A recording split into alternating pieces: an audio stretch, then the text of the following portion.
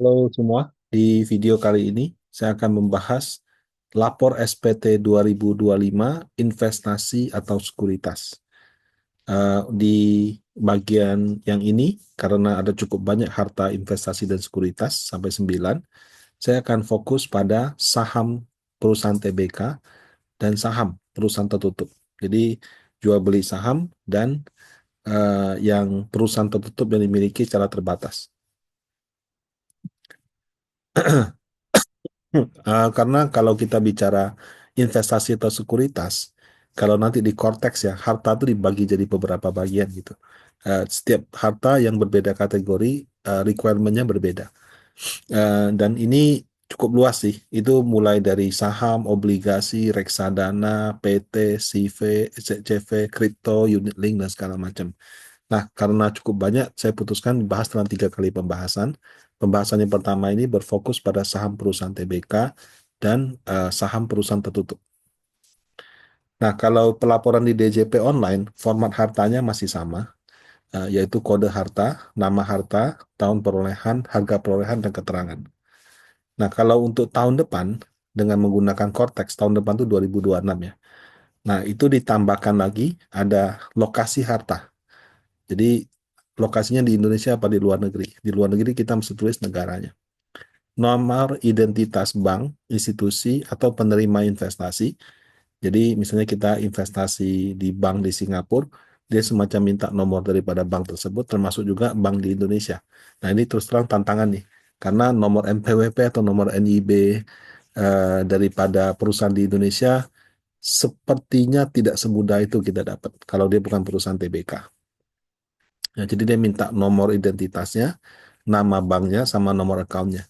Nah, kemudian juga ada perkembangan yang terbaru sehingga menyebabkan lapor investasi ini sudah seperti LHKPN, yaitu dia meminta harga perolehan seperti biasa dan nilai saat ini. Jadi kalau di LHKPN kita lapor dua, modalnya sama market value-nya. Kalau di SPT dulu kita cuma lapor modalnya aja. Nah, sekarang diminta dua-duanya. Jadi sudah sama kayak lapor LHKPN, seperti itu. Nah, untuk kode harta ada 9 ya. 031 itu saham TBK. Kalau kalimatnya sih saham yang dibeli untuk dijual kembali. Kemudian 032 itu saham. Nah, 032 itu mengacu kepada saham perusahaan tertutup. 031 mengacu kepada saham perusahaan TBK. Yang lainnya bisa kita baca, saya fokusnya di 031 dan 032. Nah, contoh pada akhir 2024, Tuan A ini berinvestasi di saham, di Panin Sekuritas, dan mendapat laporan pajak sebagai berikut.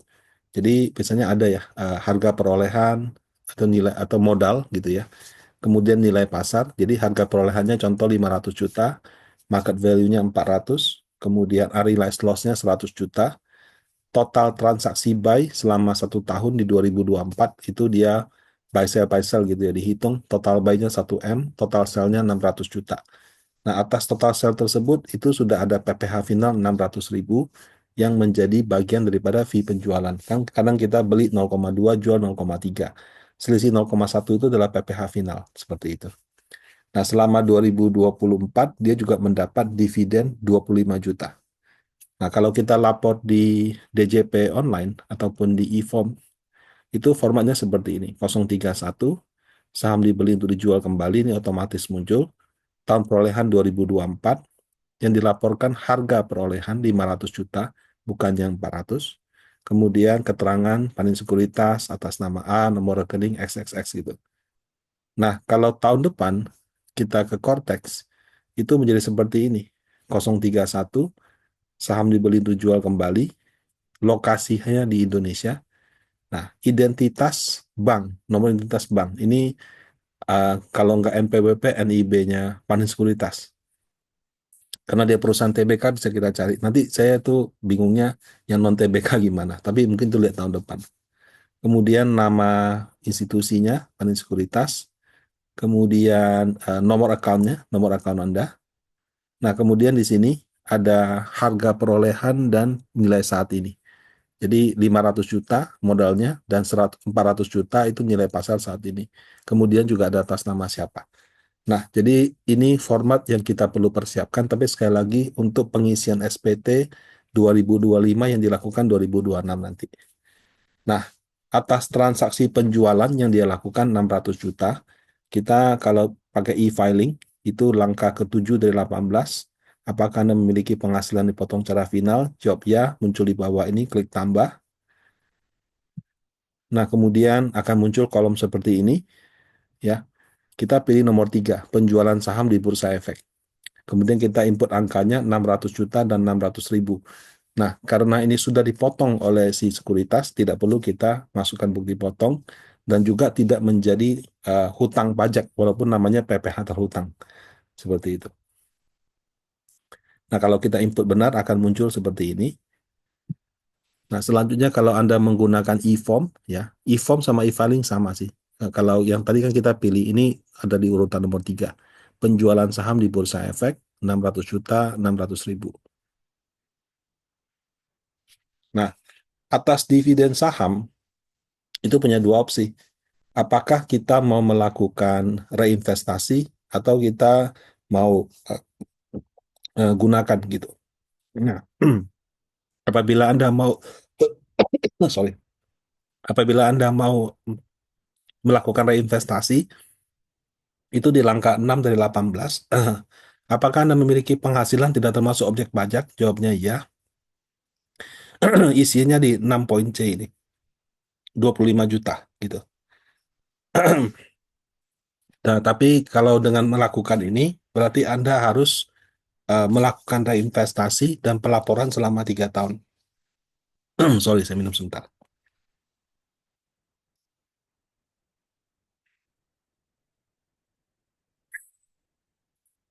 Cuma ya reinvestasi dan pelaporan ini prosesnya sih kalau pertama kali gampang, tapi kalau sudah 2 dan 3 itu cukup banyak juga. Apalagi kalau saham yang Anda dapat banyak gitu.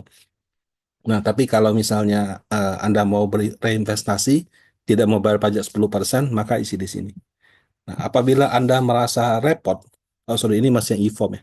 Kalau tadi yang e-filing, nah kalau e-form itu sama di penghasilan tidak termasuk objek pajak, kemudian di 6C ini 25 juta. Nah, ada beberapa rekan-rekan yang komentar katanya pas diisi di sini 25 juta keluarnya 50 juta. Kayaknya memang lagi agak error sih karena dulu 6 ini cuma satu, sekarang 6-nya ada A, B, C. Pada saat dia dari satu jadi 3 baris itu mungkin menyebabkan ada error. Tapi menurut saya kalau itu error ya itu salah dari pajaknya bukan salah kita. Kita tetap isi sesuai jumlah angka kita aja gitu. Nah, kemudian apabila Anda merasa proses reinvestasinya itu repot, Anda tidak mau apa namanya, tidak mau eh, repot-repot lah gitu ya. Hematnya nggak seberapa, misalnya dividennya cuma dapat 10 juta, cuma 1 juta gitu loh. Ya udahlah, kalau gitu bayar aja gitu. Nah, kalau Anda memilih bayar aja, maka Anda masuk ke yang tadi penghasilan kena pajak final 25 juta, 2,5 juta, nanti keluarnya seperti ini. Nah, berbeda sama yang perbankan, kalau ini itu karena si sekuritas sudah nggak potong, Anda harus bayar sendiri gitu. Jadi Anda bayar sendiri, nanti bukti potongnya juga nggak usah di-upload sih, karena kalau yang di-upload itu biasanya bukti potong yang pajak progresif. Tapi cukup Anda bayarkan saja yang 2,5 juta ini, seperti itu. Nah, kalau kita lakukan seperti ini, maka kewajiban reinvestasi dan pelaporan selama 3 tahun itu menjadi tidak ada. Nah, kalau di e-form juga sama, ya. Dividen di sini, ada tulisan dividen. Maaf kalau kecil ya. Nah, kita isi 25 juta dan 2,5. Ingat sekali lagi, kalau untuk yang memilih untuk melakukan konsumsi, artinya dia tidak mau reinvestasi, maka kita bisa eh, melakukan pembayaran dan kita cantumkan di sini. Nah, untuk pelaporan via Cortex penghasilan ya, itu sekali lagi belum ada referensinya. Karena dia baru menunjukkan yang 2023 dengan format baru. Nah, format baru tadi saya kasih lihat itu ada tambahan informasi. Lokasinya, nomor dari perusahaan penerima, nama perusahaan penerima, nomor rekeningnya, dan sebagainya. Nah, kalau penghasilan sih harusnya itu tidak berbeda gitu.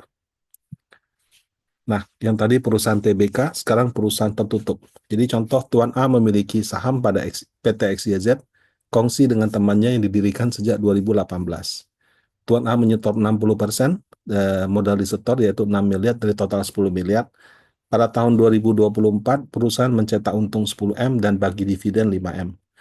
Akumulasi laba ditahan pada 2024 itu adalah 10 miliar. Jadi setelah bagi dividen, masih ada sisa 10 miliar gitu. Nah, atas penyetoran 6 miliar, setara 60% itu adalah harga perolehan. Nah, kemudian atas modal disetor, kan modal disetor kan awalnya 10M. Akumulasi laba ditahan juga 10M, nilainya sudah 20M. Sehingga nilai saat ini adalah 60% dari 20M itu 12M. Nah, kalau di pengisian DJP online yang lama, tahun ini kita masih isi 032 saham 2018 karena kan dia tidak pernah nambah modal, cuma sekali aja gitu. 6 miliar gitu. PT XYZ nomor PWP atas nama gitu. Nah, kalau tahun depan begitu kita menggunakan Cortex itu ada informasi ini Bapak Ibu. Eh, ada harga perolehan 6M, nilai saat ini 12M. Jadi nilai saat ini kalau menurut saya adalah akumulasi dari modal ditambah akumulasi laba ditahan. Tapi kalau dia rugi gimana Pak? Bisa negatif Kak? Ya bisa. Kalau misalnya akumulasi ruginya bisa negatif ya juga bisa gitu. Tapi bisa juga mungkin nilai saat ini dipersepsikan sebagai penilaian. Jadi harus ada lembaga penilai baru eh, nilainya bisa dihitung. Ya, kalau itu juga nggak apa-apa sih. Tapi kalau tidak sih, menurut saya minimal itu adalah nilai dari saham ditambah akumulasi modal. Tapi kalau seandainya nanti ditetapkan nilai saat ini harus ada dari penilaian lembaga penilai, ya sudah kita mengikuti harga penilaian. Dan kalau tidak ada penilaian, harganya sama aja seperti itu. Nah, ini eh, nah, kemudian atas dividen 60% kali 5M, kan dividennya 5M, dia punya 60%, jadi dia dapat 3M. Itu cara lapornya sama persis seperti dividen saham. Kalau dia mau reinvestasi, itu bisa dilakukan maksudnya bisa ditulis sebagai penghasilan bukan objek pajak, tapi harus reinvestasi dan pelaporan selama 3 tahun. Tapi kalau misalkan dia mau apa namanya, dia mau pakai uang itu, dia tidak mau reinvestasi, berarti dia harus bayar 10%, 300 juta. Nah, itu di bagian penghasilan kena pajak final. Nah, kalau dividen saham ya tergantung ya. Kalau misalnya nilai investasinya tidak begitu besar, kecil-kecil, dividennya kecil-kecil ya. Ya terserah sih, Anda mau bayar 10% ya sudah gitu. Tapi kalau perusahaan sendiri, saran saya sih dilakukan reinvestasi dan pelaporan. Kenapa? Karena penghematannya signifikan. Apalagi kalau dividennya besar sekali. Nah, contoh ini 5 miliar. 5 miliar besar nggak? Ya, dibilang besar, ya lumayan gitu. Tapi kalau untuk kelas-kelas perusahaan yang sudah established, ya angkanya masih kecil. Dan angka yang real bisa jauh lebih tinggi, seperti itu. Nah, jadi ini kembali ke pilihan Bapak Ibu selaku pemilik perusahaan. Apakah mau bayar pajak 10% dari dividen atau tidak? Kalau mau, harus agak repot di pelaporan reinvestasi. Tapi kalau tidak mau, ya sudah tinggal bayar 10%. Nah, karena daftar harta cukup panjang, hari ini kita memang fokus di 031 saham TBK dan 032 saham tertutup. Untuk harta investasi lainnya akan dilanjutkan di video yang lain. Terima kasih banyak. Kalau ada pertanyaan, bisa di kolom komen. Terima kasih.